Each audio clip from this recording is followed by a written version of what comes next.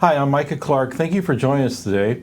I know there's a lot going on in the political world right now with President Biden stepping aside from the race, but we're going to step back and talk about something that affects you every day regardless of what happens in the news, and that is the issue of property taxes, local government. I'm very happy to have a dear friend here with me today, someone I've known for many years. We go to church together, and many of you may have heard him on some local radio stations. You may live in Hamilton County and know him. But Mark Hall is with us today. He is a county council member in Hamilton County. He's going to talk to us about a few issues. But Mark, first I want to talk to you about your career in politics, why you ran, and then we'll talk a little bit about what your office is about. But what Sure. led you to run for office? Well, thanks for having me Yes. to begin with. It's a pleasure. You and I have known each other for decades. Yes. Back when I had a full head of hair is probably the best way to put it. You're doing pretty well. And yeah, there's nothing going on in politics at all. Right. But all politics really is local. Yeah. The short answer is I got tired of how they ran their mouths and how they spent our money. Back in the day, I was summarily dismissed by one of the state senators over RFRA. And I was writing a complaint email about how the evangelical church felt and the position that we were espousing for. And I got this condescending response, almost just 2 or 3 word dismissive. And I thought, wait a minute, I can do better than that. Right. And so truth be told, I started shooting my mouth off, and then people egged me on and said, well, if you're going to run your mouth, you better jump in and do something about it. Yeah. So I did. I ran in a caucus to fill Luke Kinley's seat, knowing nothing about politics. Was a horrible, horrible candidate, and finished third in a caucus, which is blood sport, by the way. Caucuses are not fun. Oh, my goodness. Yeah. To give me a primary any day. Yeah. And even beat some sitting elected officials, coming from zero and nothing to that point, but I learned a lot. And then that kind of gave me the bug. And where I'd really been tracking and following was local government. So county and city councils and how they spent money or how they didn't spend money efficiently is probably a better way to put it. Things like State Road 37 and construction projects and infrastructure. And that as we prayed through what to do, we really felt led to go at a county seat. And we did that. And again, horrible candidate once again, a little better than the caucus, but not as good as what I should have been. And lost to a 4-term incumbent at the time by about 4 points, 52-48, 54-46, right, somewhere in there. And then licked my wounds, thought I would have a bounce back, and then tried to run for city council in Noblesville and ran into a buzzsaw. We were competitive, and we knocked on almost 2,000 doors and just got smoked by a football coach. So now I'm 0 for 3. I'm like, Lord, what are you doing? What are you sure that you're supposed to do this? And we were pretty comfortable. We were at peace. We were prayed up on it. That's what we were seeing from Scripture, and that's what we're getting from council. We sat out a little while and decided, all right, we're really gonna do this again, and made a decision to run for county council in 21. I'm in the second year of my first term, and we filmed everything. We got everything ready, and we're all prepared. And then the Lord gave me quintuple bypass. Yeah, I remember that. And we were all ready. I mean, we had filmed everything, and Lord, what are you doing? Are you really? But in God's sovereign timing, if this happens 5 weeks earlier, we weren't able to film. If it happens 5 weeks later, we miss our window. And now we're past the time of filing and past. So I'm convinced in retrospect, biblical hindsight is always 20/20, that this was God's sovereign timing to get me healthy. My rehab was walking and knocking on doors. And the long story short is we beat a 5-term incumbent who is really as embedded an establishment as you can get. And we beat him handily by 16, 17 points. The real genesis behind it was to try to find a way to more effectively and more efficiently spend our tax dollars locally. Now, since I've been there, things like property taxes have reared their ugly head, and what's happened with assessed values, and people at church that are just crying because they can't stay in their homes.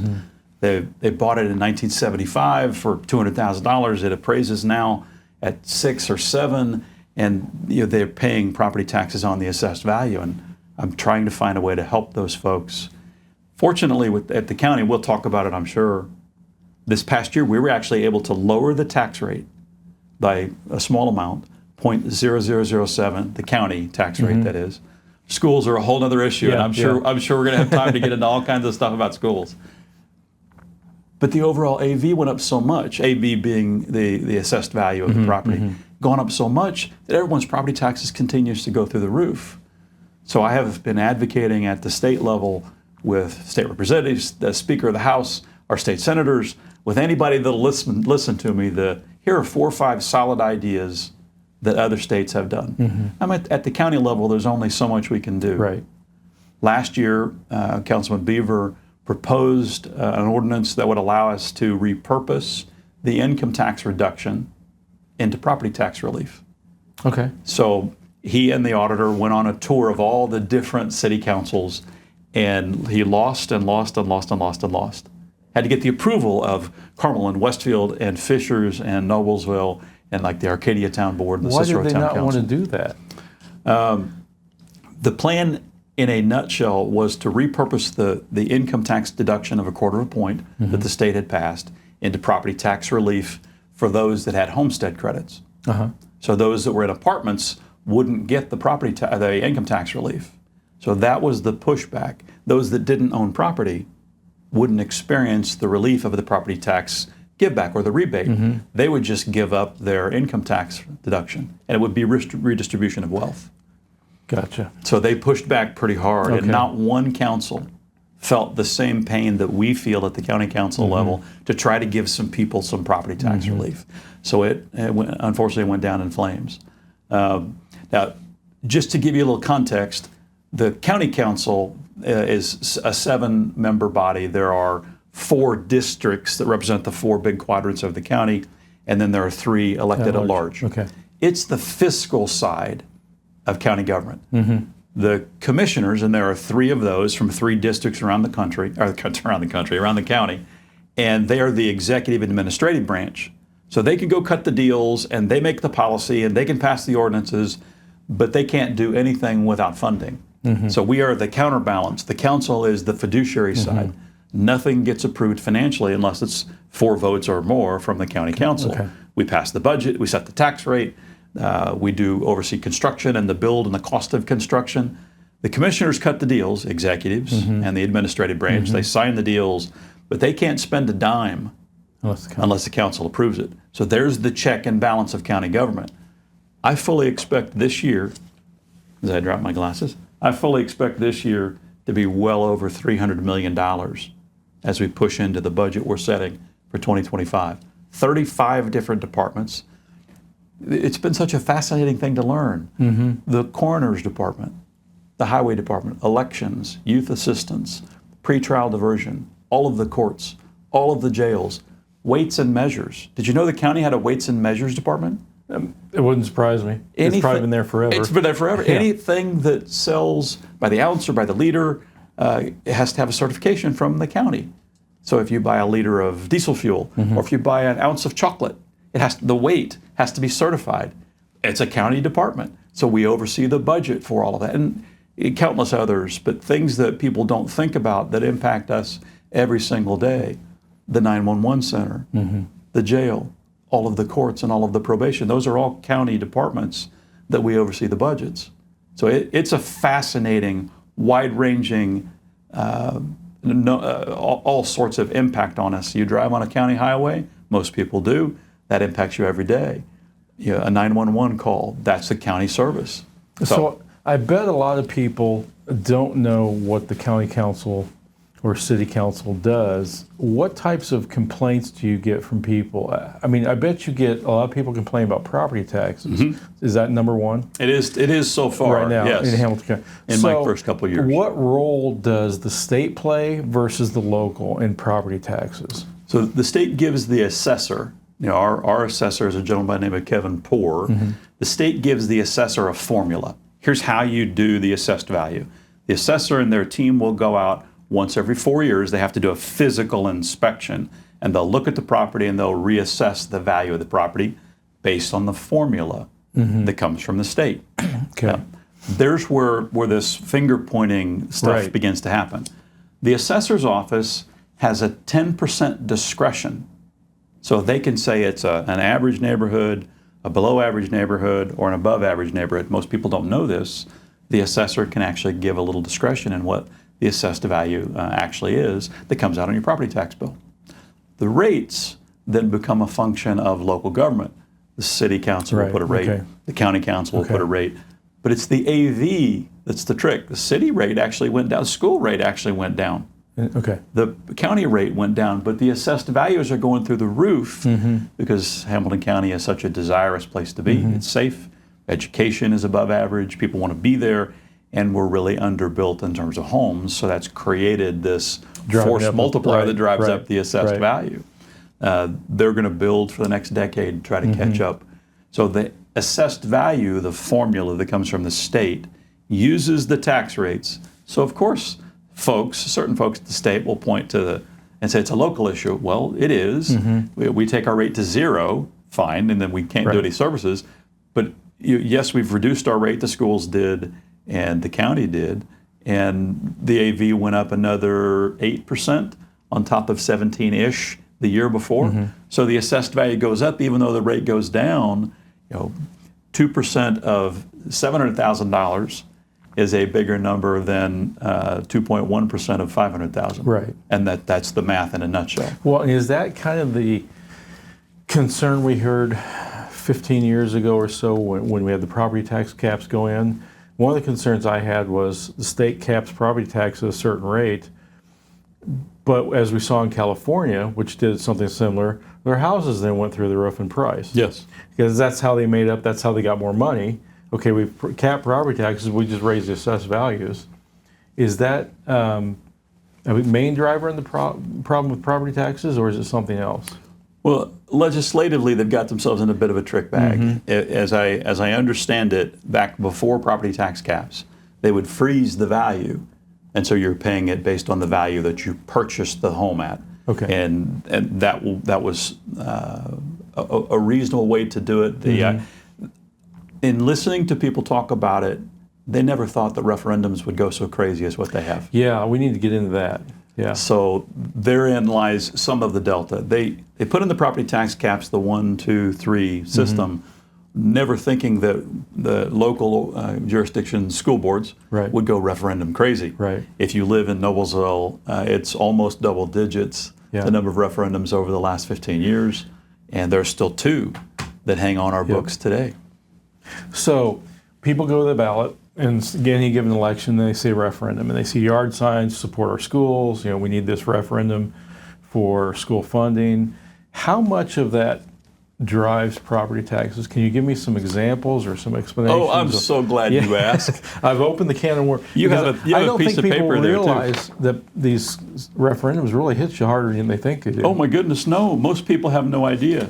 So what you have in front of you is what I did from a little symposium we did where we're advocating for 3 very conservative school board candidates that are running in Noblesville. Okay. So what you look at, that second page, this is actually a blow-up from my property tax bill. So taxing authority tax rate 2.7213 was for 23, 2.7021 for 24. It went down. Okay. What most people don't realize is when you look at the school portion of that, 1.2921 was 23, 1.2725. But there are 2 open, if you flip back to the first page, there are 2 open referendums. So these are all the tax rates listed on the top of this page. And if you look at the Noblesville school referendums, this is just because I live in Noblesville, you live in the Noblesville area, referendum for operating, so 0.3466, and a referendum for debt, 0.1196. One of them has 8 years left, one of them has 2. So 0.4662 is the portion of your property tax bill just attributed to referendums, not even the school, just referendums. So for every $100,000 your assessed value goes up, you're paying 0.4662 So for do the math. If you have a $466. $300,000 home in Noblesville, how much of your property taxes? Just a little under $1,500. 0.466. For the school referendum? Just for the school referendum. So 4662, $466.20 times 3 for each 100,000. Now, that's a high-level math because Sure. you get deductions. You get homestead credit, and Bill 1499, if my memory is correct, the state legislature passed this last year to increase the supplemental homestead credrit. Right. So it went to 40%, then it steps down to 37.5, then it goes back to 35. So they tried to appease they didn't want to do nothing, so they passed something that gave you a little bit of an additional credit. But it's still, in your case, 0.4662 times your net assessed value. So if it's a $300,000 home, you take your homestead credits. So you'd actually be paying the 0.466 on maybe it's $220,000 after your credits. But if you have the AV continues to go up, it's $466 for every $100,000. And you have to do the math. I think they keep it complicated. Yeah, on it's very purpose. complicated. So my AV is this, and I have to take the deduction for that, my deduction for that. Then I'm paying my taxes on whatever that net AV is. Okay, so I'm not an expert on the local stuff, obviously, but in the state stuff, our annual 2-year budget is about $44 billion. $44 billion. $44 billion. So that's, and 57% of that goes to education. Take out 10% of that for higher ed. 47 goes to K through 12 public schools. That's $20 billion or $10 billion a year, $20 billion every budget. Yes. And yet, our iLearn scores, the statewide test, our average proficiency rate for math and reading is 40%. So 40% of our kids are deemed proficient in math and reading. That's the statewide average. We're spending half of our budget on schools, and that doesn't count what you're talking about. Local referendums, correct. Doesn't count for your local property taxes that are going to go for your school district. That's all in addition. That's for a 6.6 million person state educating 900,000 students. I didn't know that data, but I look at, on the local side, Noblesville is the lowest scoring out of the big four with the highest tax rate out of the big four. Well, that's where I was going to kind of go. People assume, one, schools are underfunded, and two, if we give them more money, they'll perform better. I don't see the data proving that. I think it's probably obvious we probably have schools that are way underfunded that are going to struggle with things. I don't argue with teachers about that. My question is this money even getting into the classroom? I look at these massive buildings. Correct. Football stadiums, nicer than the college stadium I had when I went to a private college. Yes. It's unbelievable and the schools I get are a drawing point for realtors and for buying homes. Everyone wants a good school.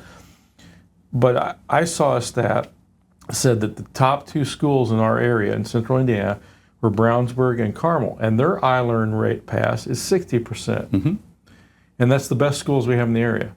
Well, if they grade on a curve, if C becomes the new A, was a D when I went to school. Exactly. We're failing a lot of kids. Well, it makes it relative. Now, when you get local elected officials truly to be transparent, they will admit there are problems in the schools.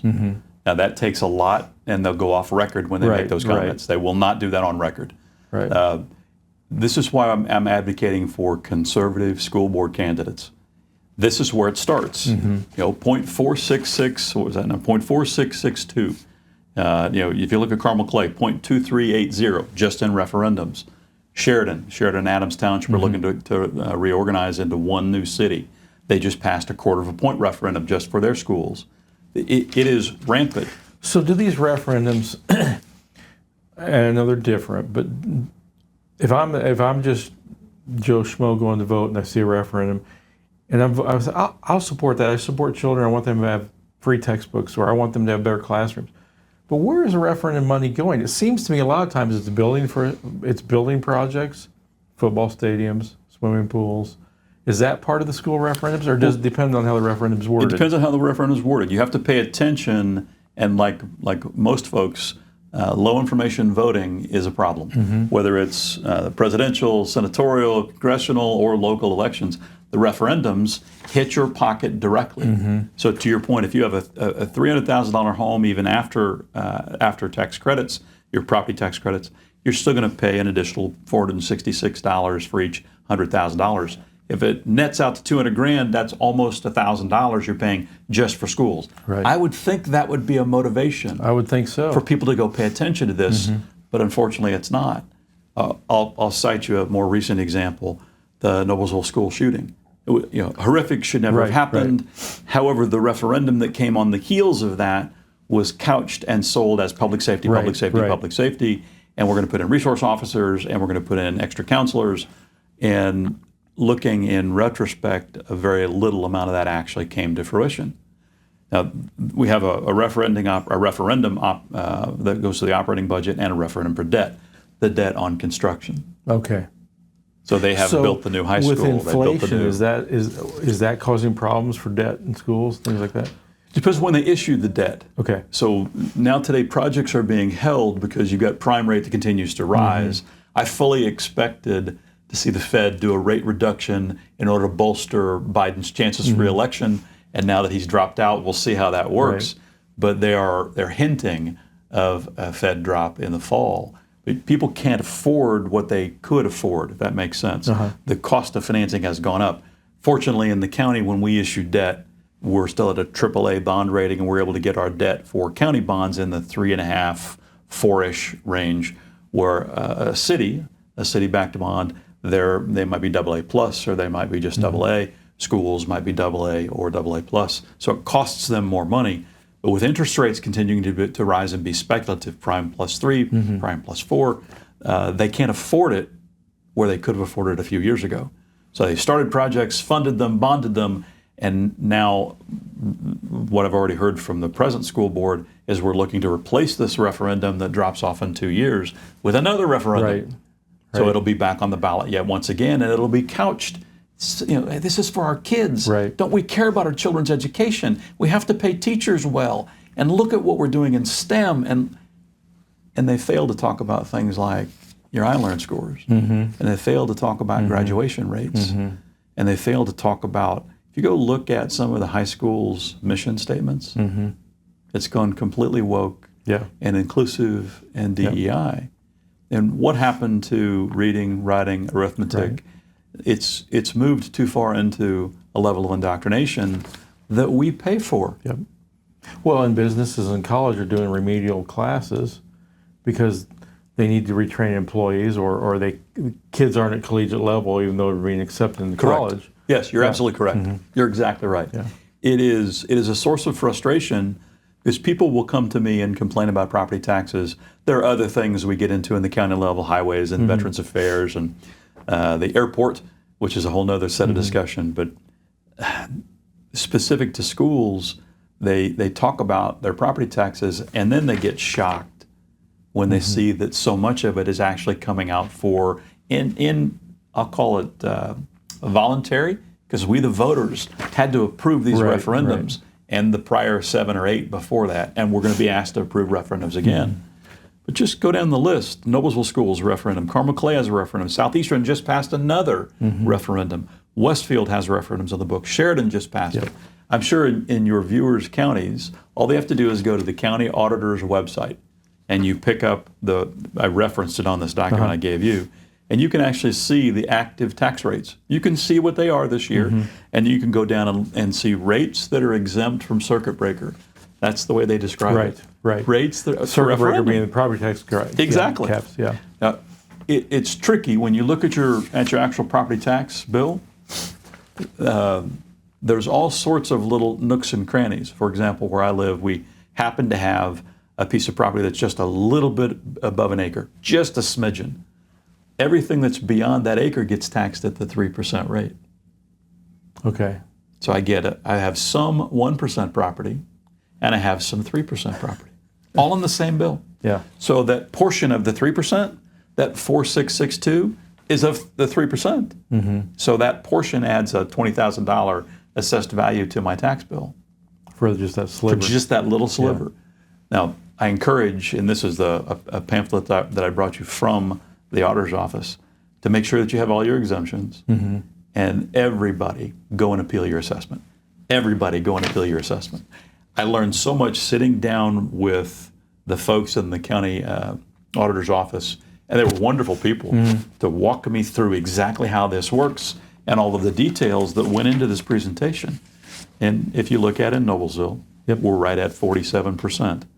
School district tax rate divided by your total tax rate is 47% of our overall property tax bill. Are going into the school. Going into the school. So someone who's watching today, maybe they're on a fixed income or they've lived in their house forever, maybe they own it, maybe they're older, haven't made improvements to it, and their assessments keep going up. You suggest they go to their assessor and talk Absolutely. to them. Go and appeal the assessment. These are wonderful folks. You have the conversation with them, or at least the folks I deal with are wonderful folks. And that's what they're there for. So the state has given each county assessor some discretion, that 90, 100, 110 comment that I made earlier. So they can look at comparable properties. And this was a learning moment for me. It's not just your neighbors. It's not the neighborhood you live in. They take a look at your home and they compare it with comparables that could be miles away. So I got into the trick bag. I thought it was, well, this is my neighbor's home. They're comparing me to the 8 or 10 or 15 homes in my neighborhood. No. So they'll look for a house like yours in other places. Correct. Which is a little more fair. It is more fair. Yeah. And they'll make the argument when people go there, well, you could sell your home for that today, couldn't you? And normally the answer is yes. Yes, I could sell it for that today. I have friends on the libertarian side of the aisle that say it's taxed on non-realized gains. I have hardcore libertarians that will tell you that the government is making a play to own your property. Well, just because right now you can sell it for that price, nobody's selling their home at 8% interest. Correct. You have to go somewhere. That's correct. Absolutely. So it's kind of like, we could theoretically sell it, but we take a beating if we did. So if I may, there are 2 or 3 things that I think are reasonable ideas, proposals that I've given to our lieutenant governor candidate, that I've given to Senator Baldwin, to Senator Houston's legislative aide, and to Representative Goodrich's legislative aide. So here are just a few things that other places do. One example, when you get to a certain age, in the case 65 or 68, you're exempt from the school portion of your property taxes. And that's a lot more than we thought it was before the start It is of the show. It's a lot bigger number than most people think. Now, would they have to find a way to replace the revenue? Some would argue yes, but we had a lieutenant governor candidate that ran on the policy of we're going to eliminate property tax, or we're going to eliminate income taxes. The property taxes, I think they can be phased out over a period of time. Tennessee's done it, Nevada's done it, Texas has done it, Florida's done it. So there are ways to do it. What I would hate to see them do is shift that over to the property side, or shift it over unnecessarily if they get rid of property into income. But that's one idea. Second idea, I think this is the state of Arizona. If you're a honorably discharged veteran, once you hit a certain age, I believe it was 70, your property taxes are gone. You no longer pay property taxes, period. The state of Tennessee freezes your increase in property taxes 2%. So if you're paying $1,000, it can only go up by 2%, and then it's frozen for 4 years before it can go up again. So they manage the growth. One of the ideas is to eliminate the property tax caps and go backwards to where we were before, and you freeze the value, the assessed value that we pay our taxes on, freeze it at the purchase price. So if I bought my home, I think it was 1996 when we bought our home, and we paid $200,000 for it, I would pay property taxes on $200,000 until I sold the home. And at which time I sold the home, it wasn't my homestead, my primary residence, then I would have to true up the difference in the property taxes and what they would have been had I paid it.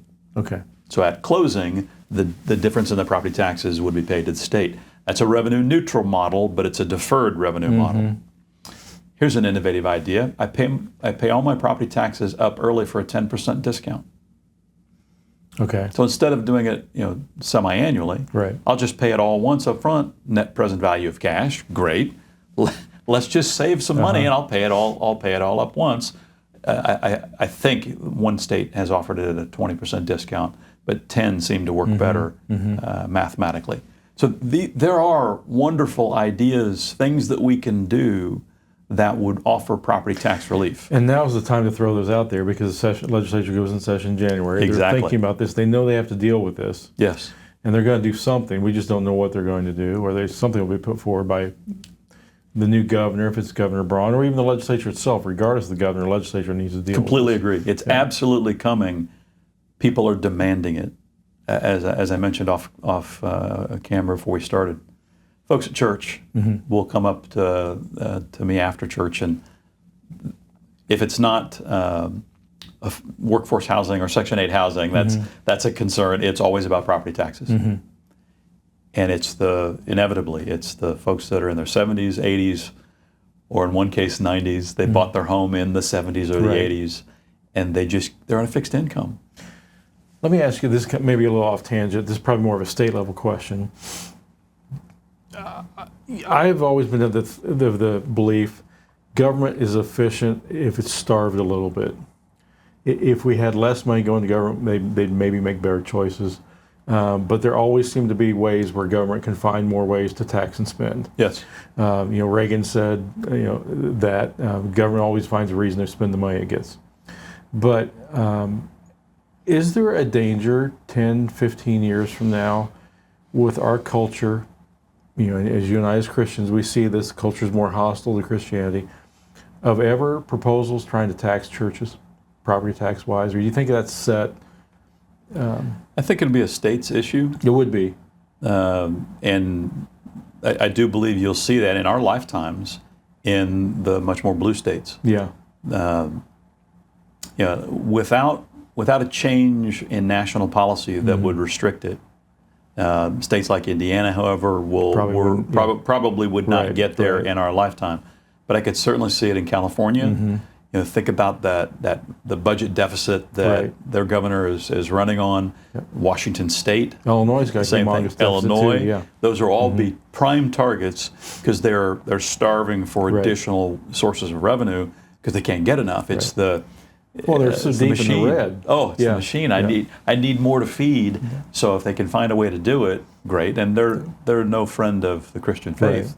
So it's just another tax and spend source for those blue states. I doubt that Indiana would get there. I look at our position on things like medical marijuana or recreational marijuana, and all the states around us seem to be doing that, and we're the last bastion, the line of defense. And I'm good with that. That's a pretty polarizing issue these days. So yes.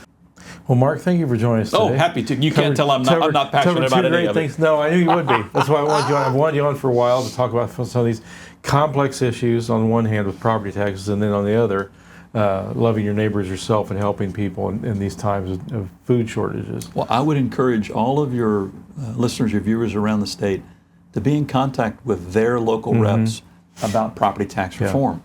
If you get a critical mass of people that will support whatever the initiative is that comes out of the new governor's office or on the Senate side or wherever it originates from, we need comprehensive property tax reform. People are hurting in a very real way and literally can't afford to stay in their homes. Right.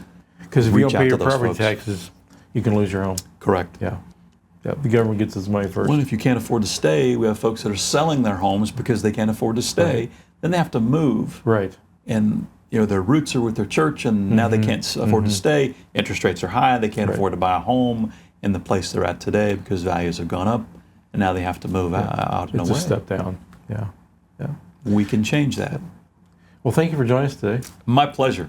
Well, you've been listening to Mark Hall, a county council member at Noblesville, but this applies to counties all over Indiana in terms of property tax issues. But also, he's the head of the feeding team, which we're going to put on our email down below. You can see and learn about what your church or you can do to help those in need. So, thank you for joining us today. I hope you have a wonderful weekend. I'm Micah Clark with the American Family Association.